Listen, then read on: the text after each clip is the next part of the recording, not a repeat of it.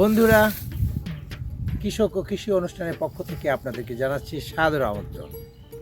আমরা অনেকেই পটল এরকম পটল বাজার থেকে ক্রয় করি, কিন্তু পটলের গাছ আমরা অনেকেই চিনি না। আমরা পটল কীভাবে চাষ করে সেটাও আমরা জানি না।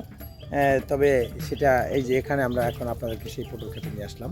তা বন্ধুরা, যে এখানে অনেক কৃষক যারা রয়েছেন, স্থানীয় যারা কৃষক রয়েছেন, এই কৃষকরা যে বর্ষার সময় এই ধরনের সবজি উৎপাদন করেন। বেগুন, কাঁকরোল, পটল, তারপর আপনার এটাকে বলে চিচিঙ্গা, দুন্দুল, আপনার বরবটি, এগুলি উৎপাদন করে। তা পানি এলাকা যে সমস্ত এলাকায় আছে সেই এলাকায় এই সমস্ত ফসলগুলো হয় না। এগুলো মানিকগঞ্জ, নরসিংদী, বিভিন্ন সাভার, এই সমস্ত অঞ্চলগুলিতে এই তরি তরকারি এগুলো ভালো হয়। কারণ কি, এই বর্ষার সিজনে তরি তরকারি একটু সমস্যা হয়, যেন পানি চতুর্দিকে পানি থাকে সে কারণে। আর উঁচু জমি যাদের যে সমস্ত জেলায় রয়েছে, তারা এখন বর্তমান আমাদের খাদ্য দিয়ে তারা সহযোগিতা করছে, এই সবজি দিয়ে আমাদেরকে সহযোগিতা করছে।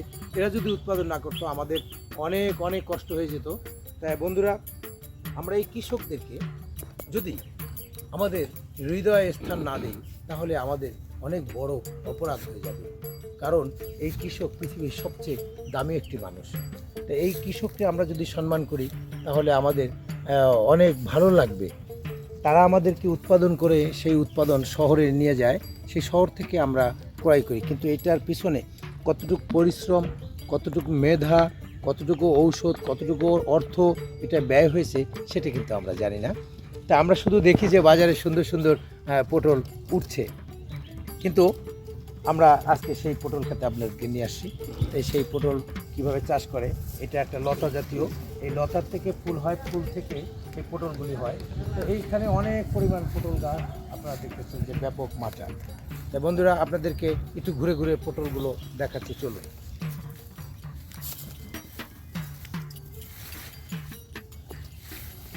এই যে এখানে দেখেন আপনি প্রতিটা জায়গায় আপনার পটল, প্রতিটা জায়গায় আপনার পটল এখানে রয়েছে। যে আরও হচ্ছে প্রতিটা জায়গায় এখানে পটল রয়েছে। যে এই জায়গায় আপনারা দেখেন, প্রথম মনে হচ্ছে যে এটি একটি শসা, কিন্তু না, এটা পটল।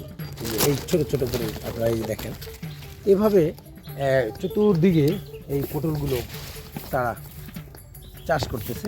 যে এখানে এই যে আরও দেখতেছি যে এখানে প্রত্যেকটা জায়গায় প্রচুর পরিমাণ পটল রয়েছে। আমরা দেখেন প্রচুর পরিমাণ যে এগুলি কিছুদিন পরেই বাজারে বিক্রি করা যাবে। এই দেখুন পটলগুলো, অনেক পটল, অনেক পটল, প্রতিটা শাখায় শাখায় পটল হয়েছে। আমরা কৃষককে আমরা যেহেতু পাইনি, কৃষকের সাথে আলোচনা করতে পারিনি যে এটাতে কী সার দেওয়া হয়, কী ধরনের পোকামাকড়ের জন্য ব্যবস্থা হয়। তাই বন্ধুরা, আমি প্রতিটি প্রোগ্রামে একটি কথা বলে যাই যে এই কৃষকদেরকে যদি আমাদের সরকার, প্রধান সরকারের যারা রয়েছে, উপরে কৃষি ব্যাপারে যারা কর্ণধার রয়েছে, তাদের কাছে আমার জোরালো একটি দাবি, এই কৃষকদেরকে যদি আমরা সার, বীজ, ঔষধ এগুলি যদি আমরা তাদেরকে বিনামূল্যে দিয়ে থাকি, তাহলে এই বাংলাদেশের যত জমি আছে খালি জমি পড়ে থাকবে না। সেখানে প্রতিটি জায়গায় তারা উৎপাদন করবে মনের আনন্দ নিয়ে।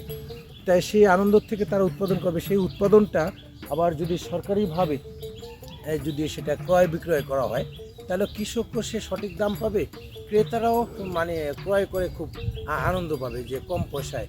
মাঝখানে একটি মিডিয়া সেখানে থাকে, সে সিন্ডিকেট, সেই সিন্ডিকেটটি তখন থাকে না। তাই বন্ধুরা, আজকে এই পর্যন্তই। দেখা হবে আরেকটি নতুন অনুষ্ঠান নিয়ে।